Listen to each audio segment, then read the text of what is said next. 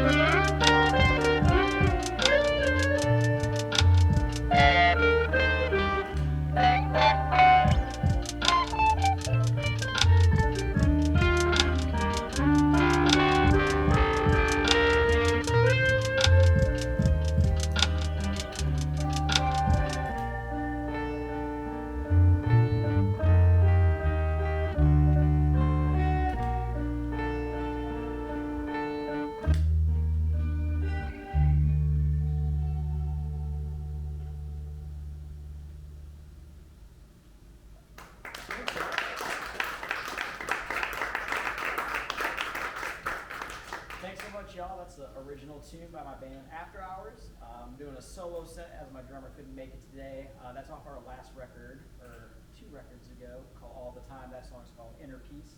I'm going to play you a new tune now off of our newest record, which is called Music for Cats. And yeah, this one's called Aloe Vera.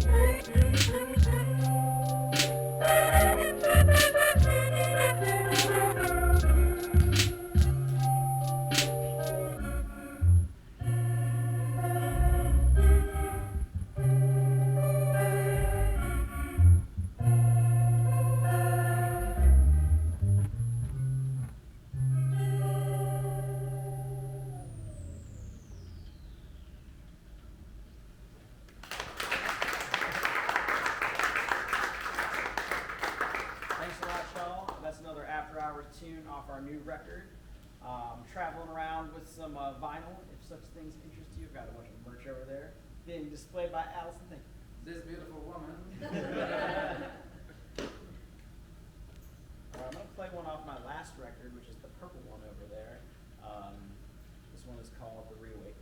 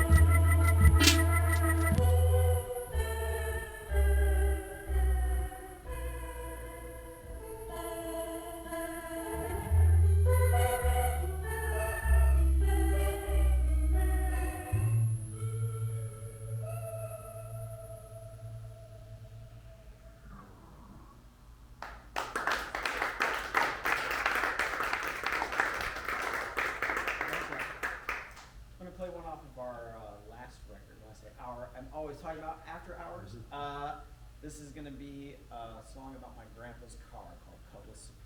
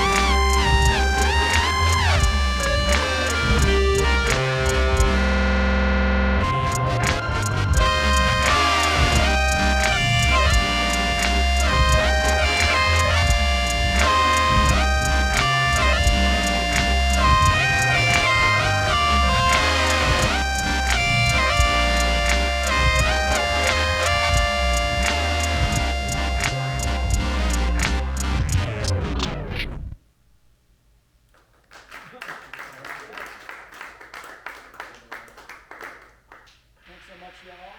So you may have noticed I'm not playing your everyday average guitar like you may see on a hanger here. This is half bass, half guitar, all awesome, made by Hybrid Guitars in North Carolina. So I'm able to route bass through different effects, guitar through different effects. It all meets up at a stereo looper, and then all of this is kind of running along in tandem with it and through an effects unit here. So it's a really fun rig, and I've spent a long time kind of like perfecting it, and I'm still always working on new things, but so far this is working pretty good. I'm gonna play another tune off the new record. This one is called Hibiscus.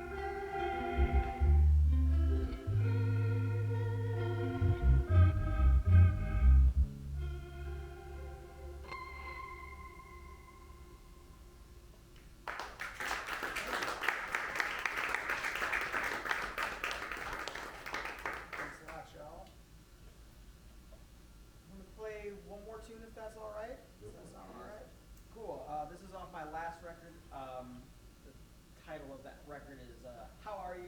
No, Really, How Are You? Sort of a meditative reflections album that I made during the lockdown time. And this tune is about really the only thing we could do then, which is taking walks. So this one's called Take a Walk on the Mild Side.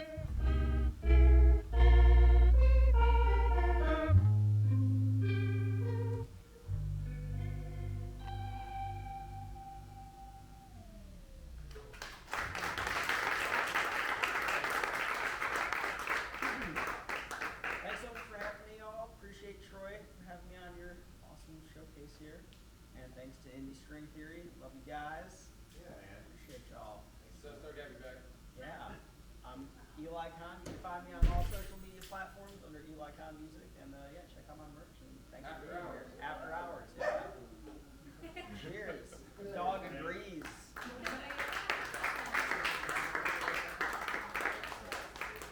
All right, everybody give me about 10 minutes to reset for the interview, and I'll see you then. Okay, cool. Ready? Yep. All right. Okay. Everybody, thanks for coming. Let's give it up for Eli and After Hours one more time. Thank you. Thank you. Cool, man. Yeah. So usually I always start off kind of, asking the question, do you remember how we met? But today is actually the first time we've been able to meet. Long time ago. Long time ago, of 2 months maybe. But yeah, I mean, today we were able to finally meet in person, but this was actually kind of set up through Indie String because they were talking about, After Hours. This is Ben. We really love him. Can you get him on the show? And I was like, yeah, sure. Like, let me check out some of their stuff. So I'm glad that it was able to kind of finally come to fruition. And here you are, all the way from North Carolina. Shout out to the North Carolina Indiana connection is real. Yeah. You're looking at it right now. Yeah, just two opposite directions. I've moved here, and you moved to North Carolina. That's right. Okay, so I think I'm just gonna start getting into it in terms of asking about After Hours.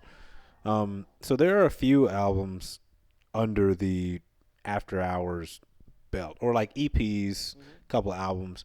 So I noticed there's a really long hiatus between the first record, which is All the Time, and your second album, Music for Cats, which came out last year. So what was the hiatus there? We actually have one in between. We have two releases in between there.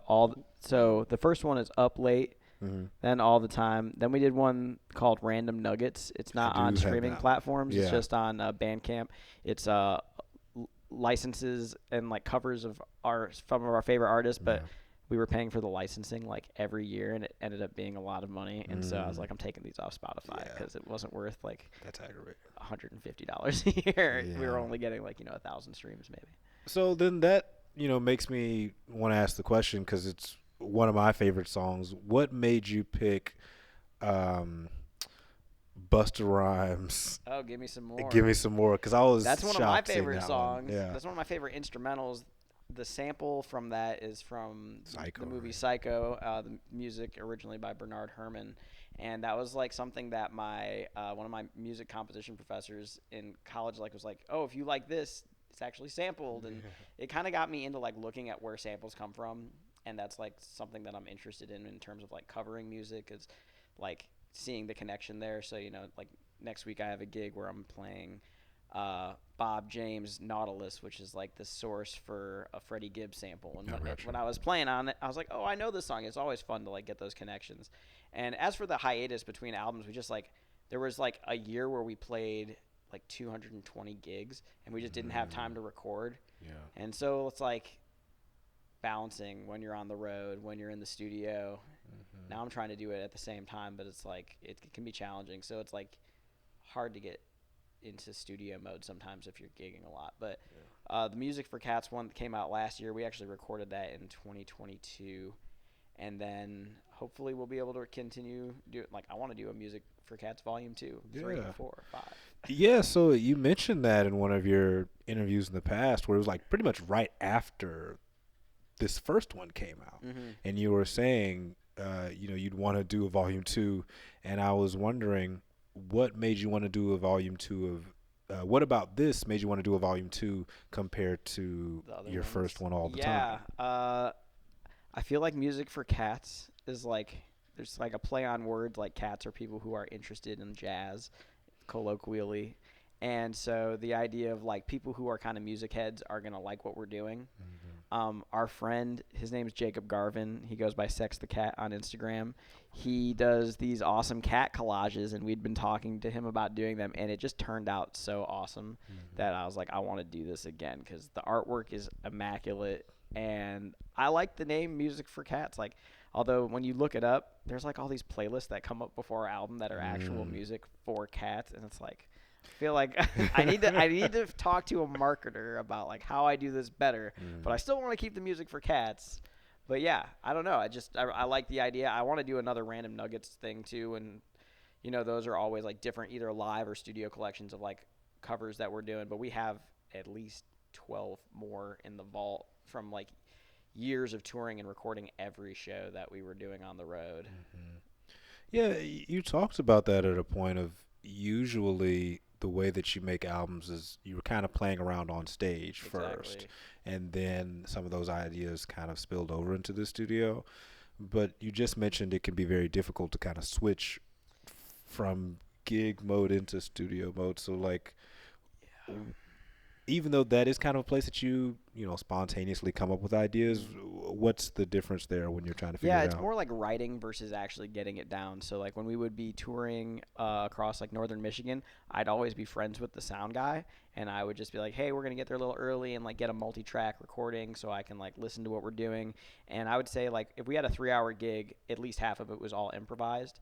And then we would listen to those improvisations, be like, that section was cool, that section was cool, maybe we'll put them together. And then we would write that way with stuff that we'd recorded. But then, like, we wouldn't actually get into the studio until maybe a year from any time after that because we'd be like, okay, now the songs are pieced together. A lot of people get excited and go into the studio and then they go and tour that record. But we wanted to, like, try to play the music so it was tight by the time we got to the studio. So I think that the live show kind of, like, prefaced the records and also just out of like the need to like gig and make a living. So we would just like try to refine these things on the road and at these gigs, and then after like a year or so of collecting recordings, be like, okay, this is like a full record. Let's try to actually record it. And the processes for each recording have been so different. Like the first EP, I recorded everything. I don't love the way it sounds by comparison of like working with like a professional and who is mixing it well. And I feel like the new record is like by far the best thing that After Hours has done. And I kind of feel that about my solo record too. Like I'm really happy with how that turned out too. So it's just a process of like learning, okay, you don't always have to work with people or who's like available and affordable to you. Like sometimes it's good to like kind of deviate and look into other ways. And so Music for Cats we recorded with our friend Brian Lewis at Golden Mallard Studios in Elkhart, Indiana. And then shortly after the studio closed and I had all these files, and when I moved to North Carolina, one of my friends works for Universal Audio, and he's an amazing engineer, and he mixed it for us, and it's like he crushed it. And so shout out to Vic Stafford at Universal Audio. He's the best.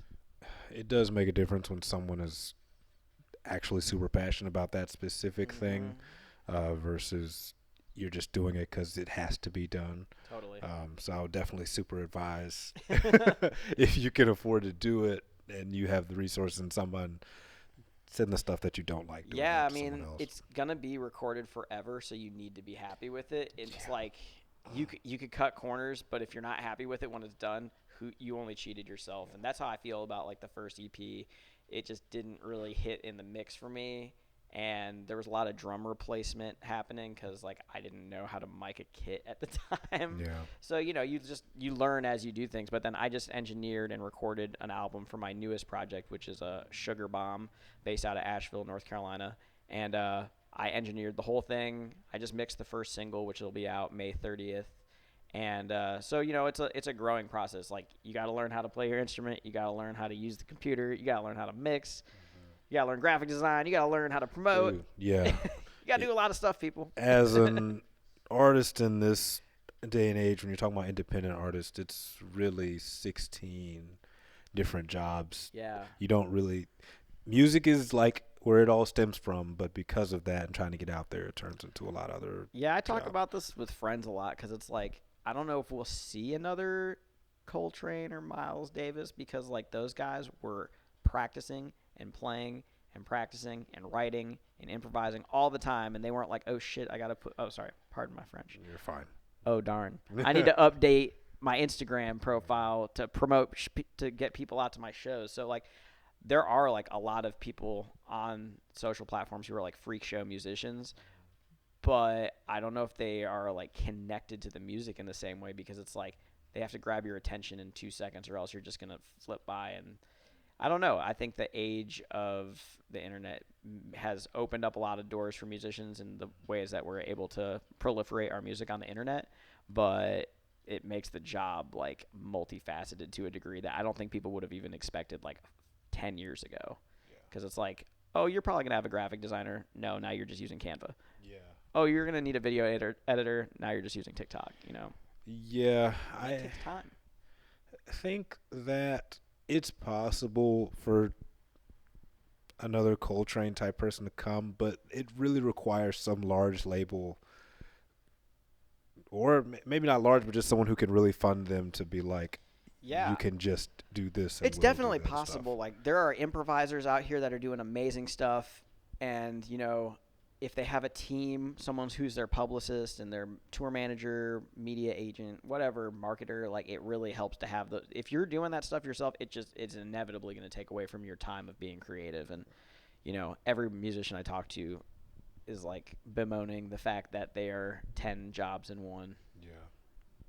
It's a lot of work. Yeah. No doubt about it. It's worth it, though. It's worth it. And, I hope you feel that way about Music's for Cats, right? I mean, Oh, yeah. I'm so happy with that record. It has not done any of the numbers that I thought it would because I think it's my strongest project. But ultimately, I'm so happy with how it came out that I couldn't care less. It's great. I'm really, like, happy with how that one turned out. And I'm stoked on these next records that I'm working on with, like, Sugar Bomb in North Carolina and my solo record as well. So just trying to keep being productive. Yeah, so, like, you're actually a part of several bands. I think it was, Sugar Bomb, Orange Moon, and The Secret Millionaire. And then way back in the day, you got The Beat. Yeah, right? wow. You're like Nardwar in here, man. Listen, someone called me the Nardwar, the Nap, and Hey, it just dude, sits in the take back it. of my head. I would love to push that out Hey, there. I love it. but Yeah, so The Beat was like my first band with actually no, it was my second band with Arthur who's in After Hours. We had a band called Sober K that started out like 2007, 2008, and that was like kind of an avant-garde jazz trio with a tenor and alto saxophonist. He also played like bass clarinet. And then he went and did the cruise ship thing, and we were like, what are we going to do? We don't know anybody else who plays music in our town. Yeah. And I had lived with a audio engineer who had recorded Billy East, who ended up being in The Beat, for years. And we met one time, and he came to a show, and he freestyled, and like someone was like, wow, that sounded really good. And I was like, you thought the sound was good? And they were like, no, the fidelity of the sound was terrible. But the show has a lot of potential and could be really good. And so we did that band for 8 years. The other bands that you mentioned, like Orange Moon is a tribute band, so that one I take like a little bit less seriously, but that's an Erykah Badu tribute band that I started in Asheville just because like there are so many Grateful Dead tribute bands and stuff like that. There are Fish tributes, and I just wanted something to like represent music that I'm a little bit more into because I'm a huge Badu and neo soul fan in general. And then Secret Millionaire isn't really like a live project; that's a studio project with producer Brian Blake, who goes by EXO. And that was like, we just released an EP last year of like 6 tracks, but those were like in the vault for years, and we were just like constantly tweaking them. And so I'm not a lot of these projects are kind of like one-offs or not super active, but I feel like right now my main focus is like my solo stuff and After Hours and Sugar Bomb for sure. Yeah, I had never heard of an Erykah Badu tribute band before. Yeah, I hadn't really either. I found one in Berlin on YouTube, and they're so good. And I was like, I don't think I've ever. They're all music students there, and I was like, okay, so there's like a niche for this. And then I went down to Asheville, and like one of the top earning bands down there is like a Steely Dan tribute band.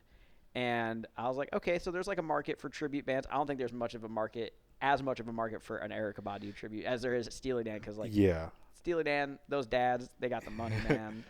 So it's a little different, but I love playing Erykah Badu's music, and sometimes I'll do it in other projects where I'm not like doing it with a vocalist. It'll be like instrumental renditions of Erykah Badu, and I just got to see her in Charlotte last year, and she's like, it's just so amazing, huge inspiration. And speaking of like taking samples from their origins and then like flipping things into your own songs, it's just like so awesome. Yeah, she's a major part of that whole movement. You mentioned the Huge. Soulquarians earlier. Yeah. And recently, I went to a show in Detroit to go see the rapper Zach Fox. And in between all the sets, they were playing every song that Erykah Badu has flipped into a song. So they were like playing the stuff, and I was like, "Oh, this is like the bass line from Didn't You Know?" But I've never heard this before. It was like, yeah, so that was really cool. That is super cool. So I guess being that After Hours is something that you're taking really seriously. You mentioned with Music for Cats at some point you were like, "This is the direction that I think we'd like our sound to go in." Specifically, the first song, Cerberus. Yeah. Which I thought was really interesting because you've got this whole cat concept going on, Cerberus is a but then dog. Cerberus is definitely a three-headed dog. I know, yeah. So how did that Um, kind of come about? So Cerberus, that song or tune, kind of is inspired by watching a lot of the protest footage from like the summer of 2020. And Cerberus is a three-headed dog that guards the gates to Hades, but the government has like three heads of it as well. And so it was kind of like a tongue-in-cheek play on like what I was watching. And then I also found like some other mythological stuff where like there was a three-headed cat Cerberus, which I was like really cool. excited about.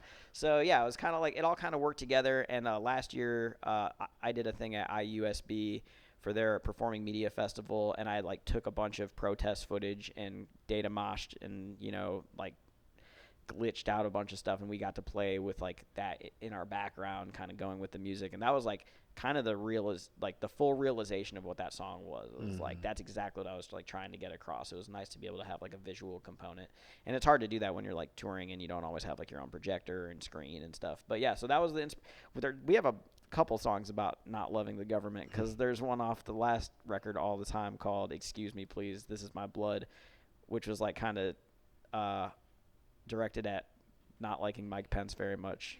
He sucks, guys. Yeah, that was like, I wrote that song out of being upset about like him making people use bathrooms they didn't want to use, and think about how much worse things have gotten with the government since then. So it's wild out here. And so I feel like instrumental music, you don't always have to be like having a very specific message, but like there's an intent for me behind it of like getting those cathartic moments and feelings out through music, where I don't necessarily need to be like, this is about this, but I'm getting those feels out. Yeah. So I guess that's always interesting, because it's always a little bit more of a challenge when you're asking questions from an instrumental band, because you don't have some of those narratives to really pull from in terms of like, they wrote this out, what does this mean? Yeah. So I think, what does I don't like Mike Pence really sound like? How do you write that? It was just like frustration and angst, and being kind of like feeling that people need to justify their own being in existence, which is where the title comes from. And yeah, I think just like there's another song on that album that was like inspired from watching The Never Ending Story, when like Falcor is flying. And I was just like, I want to like write a song that sounds like Falcor flying. So that's the song What Aren't We Gonna Do is like inspired by Never Ending Story. That's cool. And I don't know, there's just like, there will be a visual that sometimes pops into my head when I'm playing, or sometimes I'll be watching something and it'll inspire something, and I'll go like, I watch a lot of television and movies while playing guitar. Yeah. It's just like a way to mindlessly practice. And sometimes I'll come up with stuff while I'm like watching things, and sometimes it might be like news that is like making me upset or something, and it'll inspire like an angstier riff or something. So I don't know, it just kind of comes from wherever. So I guess you get inspired by a lot of things, and that's great that you talked about being in nature a lot, especially in, what was it, Michigan and the Upper Peninsula? Yeah. And hiking, and that's where you'll just kind of pull a lot of your inspiration. Yeah, a lot of my inspiration is from like being out in nature. I went out for a hike the other day in North Carolina, and like I was sitting by a waterfall for like 2 hours, and I wrote like 2 pieces in my head, and then I went home, and then like I figured them out on the guitar, but like I wasn't going to figure those out if I hadn't gone out and done that. Yeah. Well, I guess I know that you are, After Hours is typically just you and Arthur. Mm-hmm. Uh, but there are a couple tracks, or maybe just one, where there's more than one, where you have someone else come in and like either they'll sing or they might play the Yeah, Rhodes yeah. or like. So what about another musician makes you guys go, oh, I think we want to include them on this? Yeah. So for our last single that we did with a vocalist, which is called "Okay Today," and we've got an animated music video out for that. You should check out. Yeah. And the vocalist, her name is Hannah Lane from Grand Rapids, Michigan. She's in a band called Earth Radio. During COVID, I joined that band for about a year, and I've just always been a really big fan of her and wanted to work with her to some capacity. And we recorded that song, like the instrumental for the song, while we recorded the rest of Music for Cats. Mm-hmm. And it just, like, it never felt to me like it was what's the word, like a cohesive thing with the rest of the tracks. It definitely had its own vibe. Yeah. And so I was like, we should do this as a single, and I wasn't able to really come up with a melody for it for like about a week, and I was like, I think this needs to have vocals on it. And she and I have collaborated on other stuff before. I did like a project in South Bend that was like a National Endowments of the Art outdoor project where we installed some speakers, and I did a soundscape piece that is about a 10-minute loop that my friend who's a cellist, Jordan Hamilton, and Hannah Lane doing vocals, they contributed to that. And I just wanted to keep working with those folks because I'm really always inspired by what they bring to the table. And Hannah, I sent her that track, and I mean, it's her track. She made the track. You know, the vocals are amazing. The lyrical themes are great. And same for like, you know, Jordan Hamilton's on one of my tracks on my solo record, and those strings, it's the track. It adds so much. So I don't know. I do love working by myself, but you can't surprise yourself. No. But when you work with somebody else, you never know what they're going to bring, and it'll spark another idea, and it's just like you watch it go. And so I love that about you know, collaboration. Even though I do a lot of stuff within like a small ensemble size, typically duo, trio. Even with the new Sugar Bomb record, we brought in like a saxophonist who actually he wrote one of the pieces that's going to be on our record, and he just destroyed it, and bringing in the flute and bringing in like our pianist is a multi-instrumentalist. He plays trombone, euphonium, baritone, marching baritone, and he's just like an overall beast. And it's so nice to be able to like take everybody's skill sets and just apply it in these other ways. So I don't know. I think I think I approach a lot of the stuff like a producer as I'm like making the tracks. And then, you know, if I'm hearing, okay, this might need vocals, it's so great to be able to talk to my talented friends and be like, this is for you. Yeah.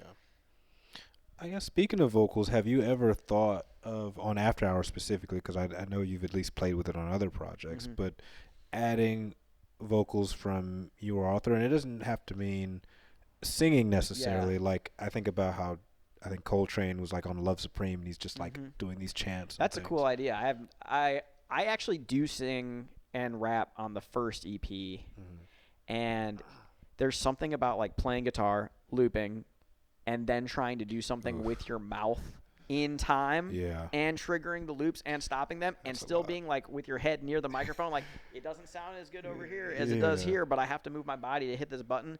And it was like almost like playing Twister.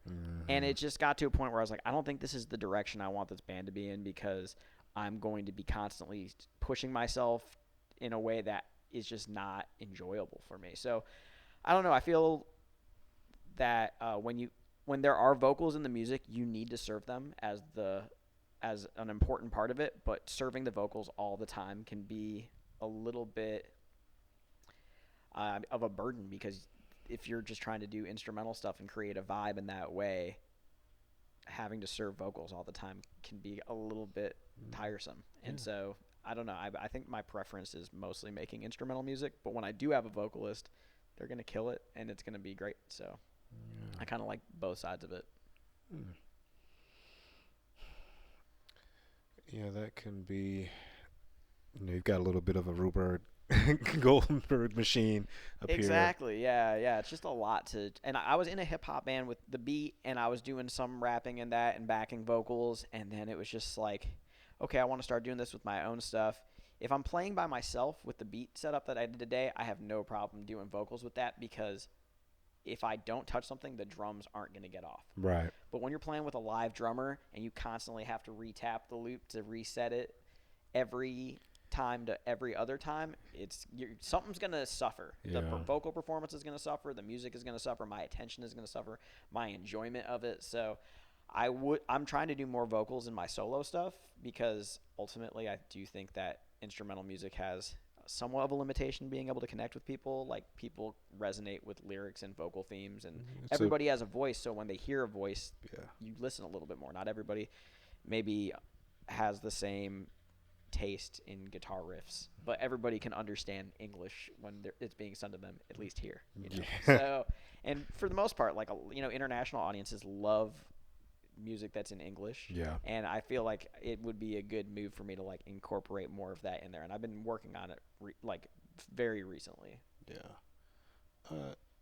So you mentioned international artists or international audiences, and I know that you travel kind of quite a bit playing, and now you live in North Carolina. You used to live in South Bend. So what have you been picking up musically in South Carolina that you might not have been picking up here? Oh, yeah.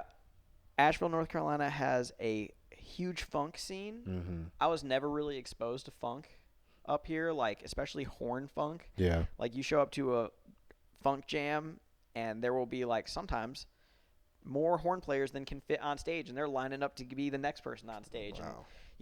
And, I've been playing in either After Hours or The Beat or like some kind of original band for almost 17 years. Yeah, like, since 2007, I've mostly been doing original music. If I learned a cover, it would be like reimagining it in my own way. But since moving to Asheville, I've taken a lot of gigs where it's like, oh, you have to learn these songs, how they actually go, which is like, a new thing for me. Most people look at me like as a seasoned musician. They're like, that's hard for you. But it's like, well, I never did it. I actually went to classical music school for classical guitar. So I never was exposed to jazz until like maybe my senior year of music school.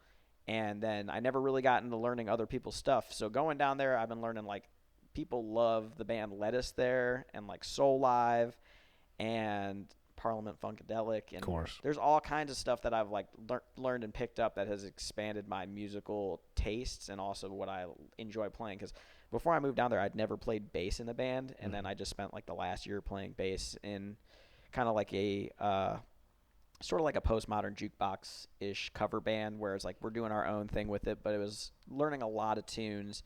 And then with Sugar Bomb, now I'm mostly just playing bass in that band, and it's like, okay, there's these different styles that we can incorporate. And, there's like every town, I'm sure, has its own standard tunes that like everybody in the scene knows. And so we've been like taking some of those and flipping them and doing reharms and stuff. And it's been really fun. And I think that being in the Asheville scene has like really opened me up a lot more to funk. Mm-hmm.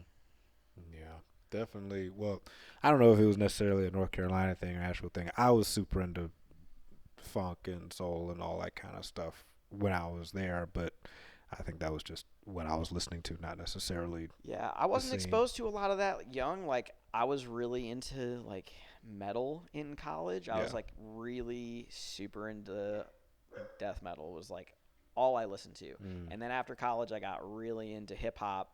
And then I started listening to like where those samples came from, like a lot of the soul records. And that's, it's kind of like a backwards way of getting into it. And I even got into jazz kind of backwards. It was like, I was a big Beastie Boys fan, and they have like 2 instrumental jazz adjacent records. I wouldn't call them jazz records, but the In Sound from Way Out and the Mix Up are 2 instrumental records they did that I was like, oh, I really like vibraphone apparently. I really like the Rhodes piano. I wonder what else is in. And then like I discovered Roy Ayers from just like looking up stuff about vibraphones. And I am like, I love vibraphone. I put it on all of my records. And I don't play it well, but I always add it as a layer because it's just like the most beautiful instrument. And I just got to play like 2 gigs this week with vibraphonists, and it's so cool to be able to see how like different instruments sound in different genres of music. Like last night I played in Cincinnati with a band. They were running like vibraphone through distortion, which is like a totally different vibe than I'd ever heard. It was awesome.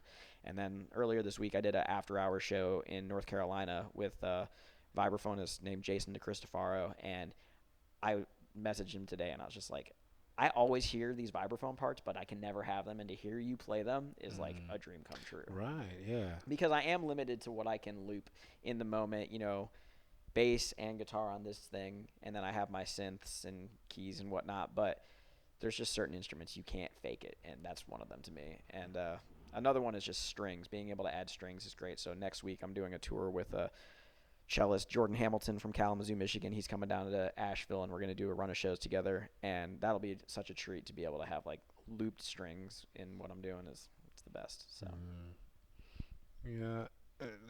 Yeah, you're mixing a lot of things together, which was kind of the whole point of After Hours. Are there any types of rhythms or melodies that you'd like to play with, or like genres that you'd like to play with a little bit more within After Hours that you have not at this point in time? not really. I think maybe there are other genres and ideas that I want to do in other bands. Sure. For me, After Hours is like almost a pretty specific set of parameters that I'm working within, and I find that like endless parameters can be overwhelming because you don't know where to go, but when you have parameters, it's like, okay, you can be pretty creative within the confines of what you have in front of you. So with the hardware that I'm using, with the looping stuff, and I really dig the vibe. I think now it's just like you said, with Cerberus being kind of like the sound that we're pushing for on the new record, just getting a little bit heavier. I was always really into like post-rock bands, and I mean, I think that's a lot of what got me into effects and looping was bands like Russian Circles from Chicago. The first time I saw them, I was like, oh, I didn't realize like you could have this many layers at once. And bands like Pelican, I was a huge fan of, and ISIS, not the let's be clear. organization.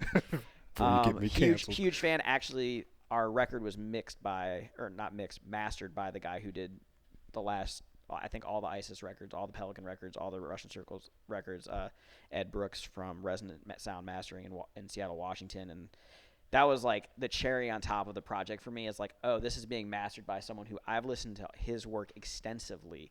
He did all the Blood Brothers stuff too, and I think KO Dot, and just like a bunch of experimental post-rock and progressive music. So yeah, I don't know, I think I like the sounds that we're going for in After Hours as they are. Sugar Bomb is like way more amorphous, where it could be like very chill, quiet piano breakdown, and then we're going into like an insane drum and bass dance breakdown. So that band is a little bit more out there just by virtue of not being loop based. Like loop based music, it's gonna sound a certain way most of the time, unless you're like off with your loops, and then it's not gonna sound great. Yeah. But yeah. Well, I always give the audience a chance to ask questions if they'd like to ask a question. So here's your opportunity now if you want to ask something. Does anyone have a question they'd like to ask? You covered a couple of the ones I had specifically about, like, were you going to do any more rapping? Obviously, doing that live is pretty cool. But I remember seeing you play at Coney Island. Oh my gosh, dude. That was such a long time ago. It was a long That was time one of my ago. first solo sets. And I think you said it was your first solo set. Yeah, I think that was my first solo set. But you rapped during it, and it was dope. Yeah, thanks, man. So, good for it. Yeah, I think there's just like this inner critic in my head that's like, it's not good enough. And it's hard to get over that sometimes. And especially with like, I don't know, I had like people telling me like, rap isn't for you for some reason or another. But I don't know. There's like so many things that inspired me to get into it. And like, People put rap in a box, too. totally. The rappers that made me want to rap are not like the best rappers, but I remember in college when like, I don't know if y'all remember Das Racist, Yes. but I was like a huge Das Racist fan, and I've heard them and I was like, these dudes are funny. They got bars. I think I could do this. I always liked writing and creative writing, kind of like stuff like that. So it kind of appealed to me, and like it's more humorous. It's more outside the box. And like, there was one guy that was always on their tracks, Despot. He's never released an album. I think he's got like 5 tracks out, but I love all 5 of those tracks, and I still listen to them. So it's like, that kind of music can make a really big impact on you, even if people aren't dropping 10 projects a year, which a lot of rappers have to do. And that's kind of another thing that made me not want to do it. It's just like rap tends to be like you have to have a lot of output, and it has to be consistent, and it has to be Like, people tend to listen to a project and they'll be like, that was trash or that was fire, and they'll only have listened to it once, and they will categorize it as one or the other. And it's like, that's not how music's supposed to be consumed. So I think it pushed me away from wanting to do it more, because it's like, I was starting to do that too. Like, I'll be like, oh, I didn't like that project. It's like, well, did I really give a chance to digest it? And so I just feel like with instrumental music, it's a different vibe. But I definitely enjoy doing that. And especially when I don't know, if I used to do like rap battles in South Bend, and that was always really fun. The first time I did it, I like beat this seasoned rap battle guy who was like challenging me for years afterwards. I was like, no. I was Never like, again. I beat you. That's it. We're not doing this again. Yeah. I was going to ask, you guys were talking about the writing process Yeah. earlier, about improvising and then listening back to the recording and saying, oh, I like that, let's incorporate that into a song. When you're doing live looping and you're like chopping up the time, how do you approach like Arthur, or do you approach a drummer the same way with like, hey, look, I put this into Ableton and now it goes like, can we do that live? Oh, I've done that. we've never messed with DAWs live. Everything is always the same. Like, I'm always using the Boomerang phrase sampler. Sometimes I'm running it through the SP404 for effects. But for the most part, I've never experimented with like doing something in the DAW and being like, let's try to accomplish that. Because I kind of write from the looper, and then we'll record it later. And oftentimes when we record an album, like I'll be like, okay, I don't need to loop this in the studio. I can play a bass part on a bass, play a guitar part on a guitar part. But actually on the last record, I did play way more hybrid on the record than I have on any of the other records. Well, like Cutlass Supreme reminds me of the dun dun dun dun. Yeah. Obviously, you can time that with the drummer, but it almost sounds like it was something that was done. It's actually by what. slowing down a loop first and being like, that's dope. Let's try to do that. What's crazy is that we had like 45 minutes left in the studio after we'd finished the album, and we hadn't done Cutlass Supreme, and Arthur was just like messing around playing that beat, and I was like, keep doing that to a click, do it for like 2 minutes, then play the like accent on the offbeats so that I have things to play with. And then I just cut it up and put it in a DAW and wrote the track to it, but there was nothing written to it, and I think it's the best track on the album, and it's definitely my favorite one to play live. And so that one actually, yeah, it did come from like, we have this cool drum beat, now I'm going to add my instruments to it, now we have to try to recreate that live. And that's the only track that was written in that way, I think, on any of the projects. But yeah, I've been working on doing that with Sugar Bomb too. Like, we just did a record, and then like at the end I was just like, told our drummer like, play a bunch of stuff like drum and bass beats, and now we're gonna write something for the next record with just some beats that we have, and then we'll have to learn how to play it. And I don't know, it's kind of like Reverse engineering. Yeah, it's reverse engineering, and it's kind of like a living thing. Like, you never know which direction it's gonna take, but if you just follow it, it's gonna take you somewhere, and it's usually somewhere good. Any other questions? Do you have to make up words to your melodies? Yeah, definitely. I do that with like explosions in the sky.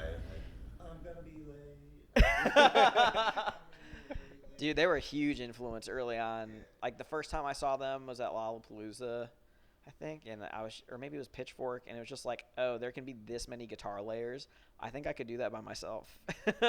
So, yeah, that genre is kind of not as popular as it was, like, I don't know, what was that, like 10, 12 years ago? But there's like dedicated people who love post-rock and like kind of ambient art rock, and I love that stuff. I still like listen to it when I'm There's a Post-Fest here. I just saw a poster for that, and I was like, man, I need to get on that festival, because that's That could be dope cool. lineup. You get on Post-Fest and Trees, which is Oh man, that'd be great. Hey, any organizers of Trees or Post? what's up? Yeah, up? he's down the street. We'll holla at him. Cool, please do.